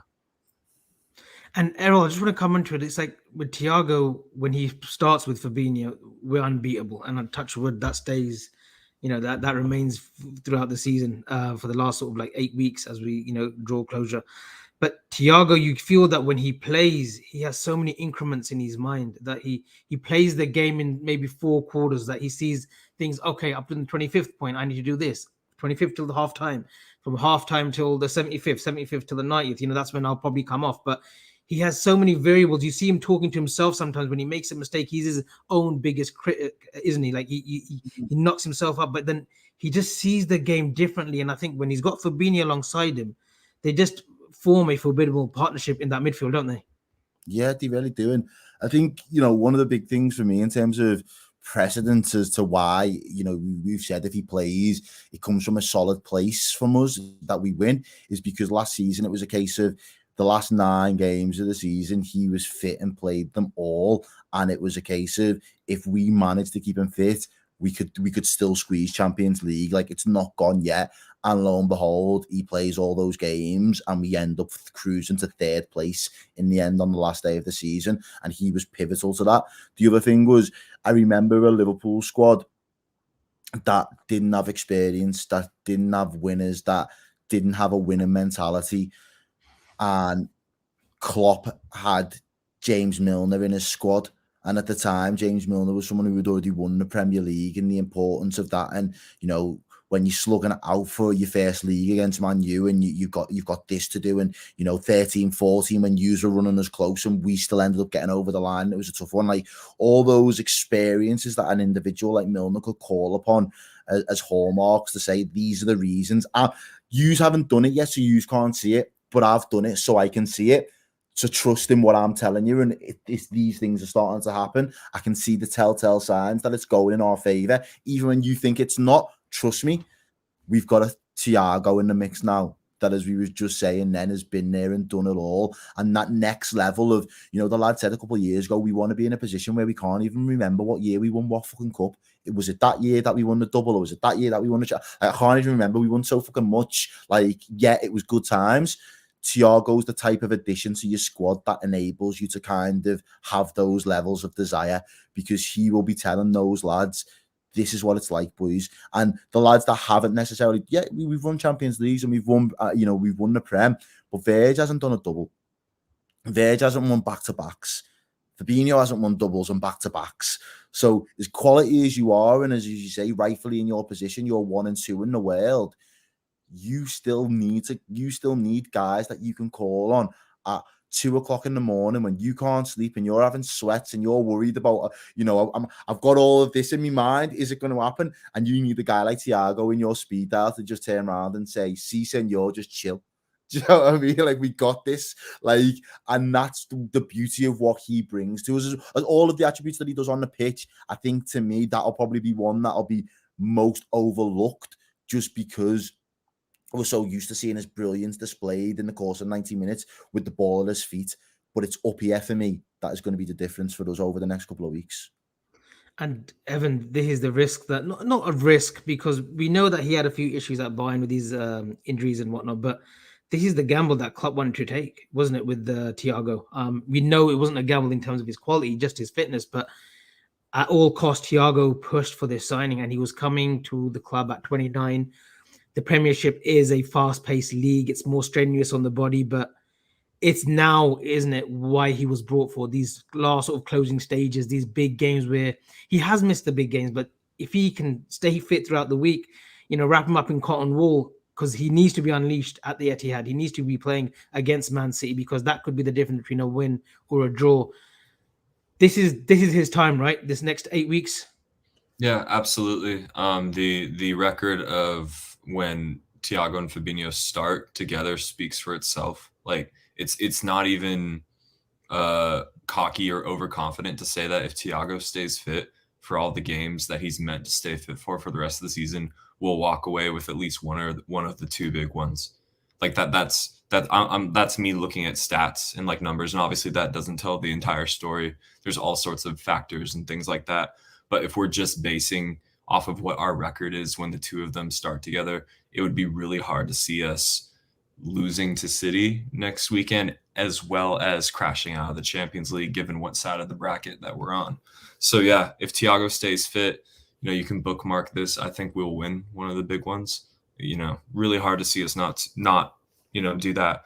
And what Thiago essentially guarantees for us is a prolonged siege of the opponent's box. And this is the case against a team like, Everton towards the bottom of the table. This is the case against a team towards the top of the table. And having these prolonged sieges of the box is usually when we score. At least this version of the Liverpool team, it's not as counterattack, blisteringly fast-paced as previous versions of the Klopp teams have been. It's a lot of, cross the ball and, see what happens. And that's what a lot of those Ferguson teams were also great at, sieging the opponent's box until, your quality players put the ball in the back of the net. And that's what Thiago, I think, has been brought in to do. And, I think it was extremely impressive that he was able to catch fire towards the end of last season, even in that dysfunctional team. And that him and Fabinho in midfield together for that last stretch, that last push for the Champions League places, it was absolutely crucial. We couldn't have done it without the two of them in harmony and in sync together. So yeah, if he stays fit, we'll control games. When we control games, we usually win games. And when you win enough games, you win silverware. So I really do believe it's that simple when it comes to Thiago. Before we wrap up with the Watford game, everyone's man of the match yesterday. Thiago, Mick? Yeah, easy. Thiago. That right. Errol? Thiago, but I will give a special mention to Henderson because I thought he had a really good game as well yesterday. Evan? I'd like to give it to Joe Gomez, just because, like I said, it rubs me the wrong way when he gets disrespected, due to recency bias and him having not played as much football this season. He's still a great player. For me, it was, I'm going to go with Thiago, but special mentions definitely for Joe Gomez and Hendo. I just want to quickly touch upon Mo Salah. As we know, his form has been indifferent. People will say exhaustion. Losing out on the AFCON on penalties, then, unfortunately last week on the penalties against Senegal as well for the qualification for the World Cup. And I'm not saying, we're going to arrest him, no chance, but is that just playing a little bit of effect now, Mick, on him, and maybe the contractual talks, is he or isn't he? Could that be playing a bit of a factor on him too? I'm hoping it's just being a bit run down. I'm hoping it's nothing to do with contract, because that would say to me that he's worried about it, and he's worried that he's not gonna sign because he's holding out for a higher fee or whatever. I'm not sure, but there's been a few reports lately that he's backing down on no. He's going to sign, but I've no idea. But yeah, I think you can tell with himself like he's not quite there, but he's made a little bit of rob for his own back in terms of that, because we expect 10 out of 10 for Mo Salah every game. We expect a goal. We expect left backs to get turned inside out, and he's still doing all those things. He's still working hard. He's still running. He's still making those runs in behind. He's still working his arse off defensively. He's still doing all the right things in terms of being warranted the starting spot. And you'd be silly not to start him, because I think, like we touched on earlier with Diogo Jota, the only other player in the team you want there all the time is Mo Salah, because he's bound to score at some time. And I think it's factored in the results against Senegal recently, and obviously that's going to really hurt. And the fact that he came back to Liverpool twice so quickly, kind of, we want to get those out of his system. And I think it's maybe just kind of go, right, if I keep going, if I keep banging the bat, then I'll get back into form. But I wouldn't say it's a drop in form. I just think it's once he gets one goal, it'll start to flow nicely for Salah again. But I think, like we said, we just expect very high levels from Mo Salah, and I think that's kind of the thing that is maybe to his detriment. But I mean, we've got City. City's coming up. If he scores a goal there, then we're like, well, what the fuck were we talking about? There's nothing wrong with Mo Salah, and if he signs the contract, then that's all we want. We just want this news to kind of happen as soon as possible.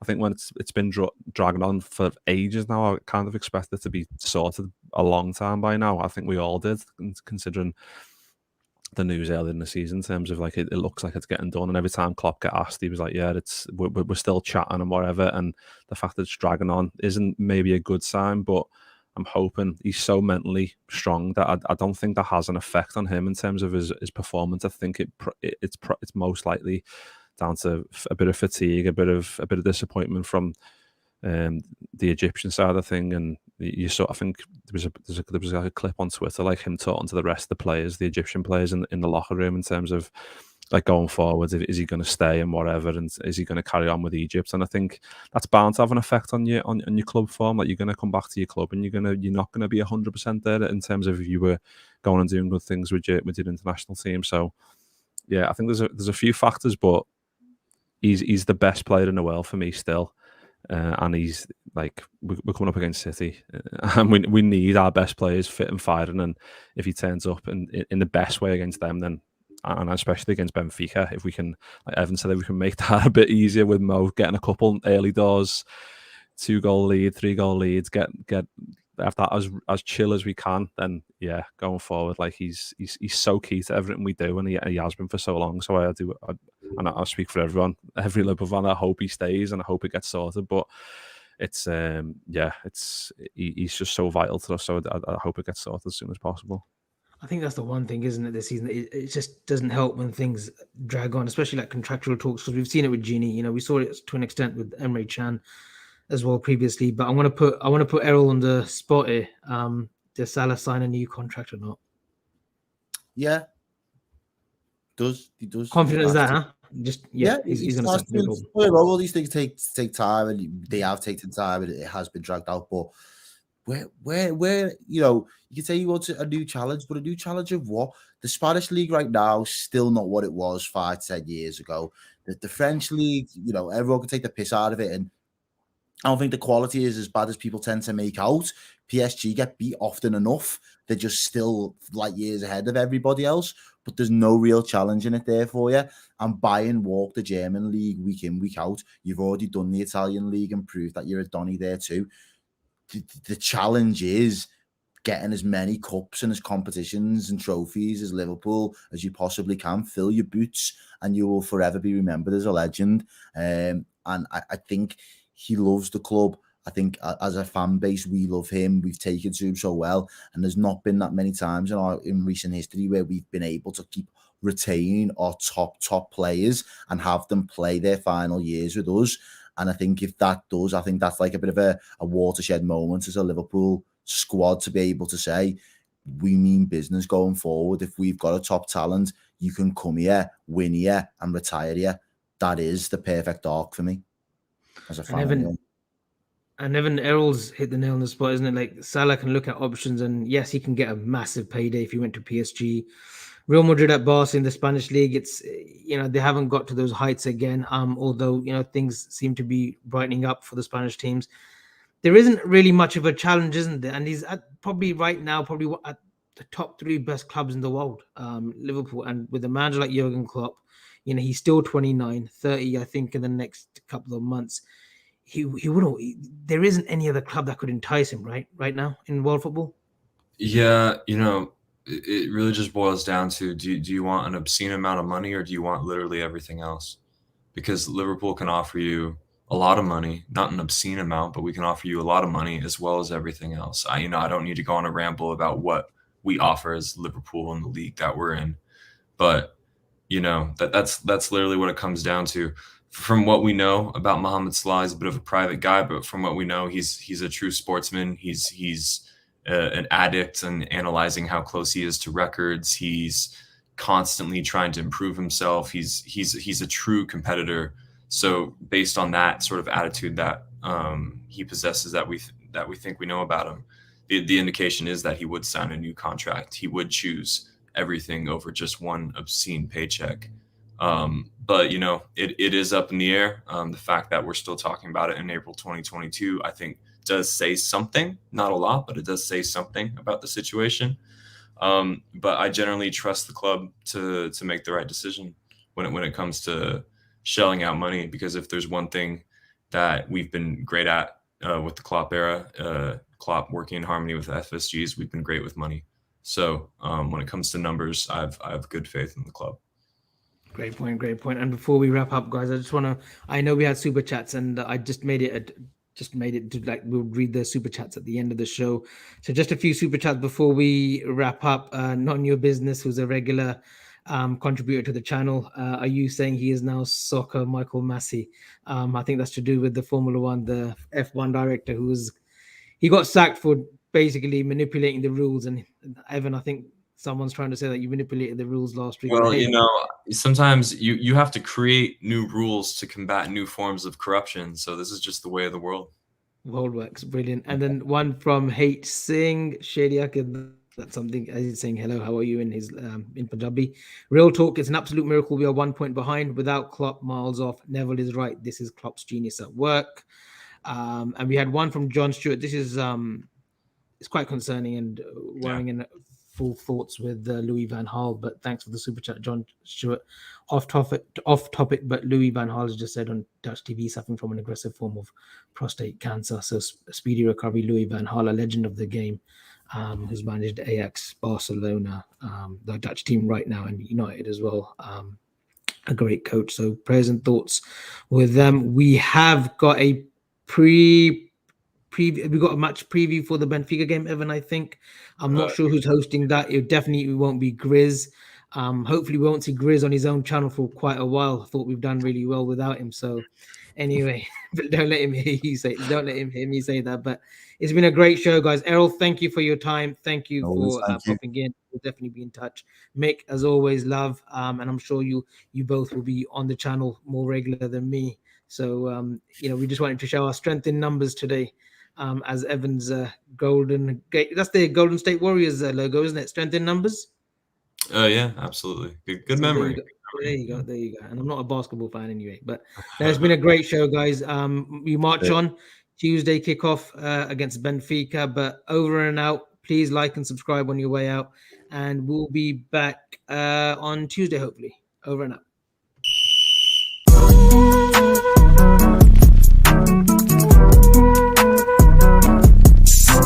But today was bad. Light work, people. Light work.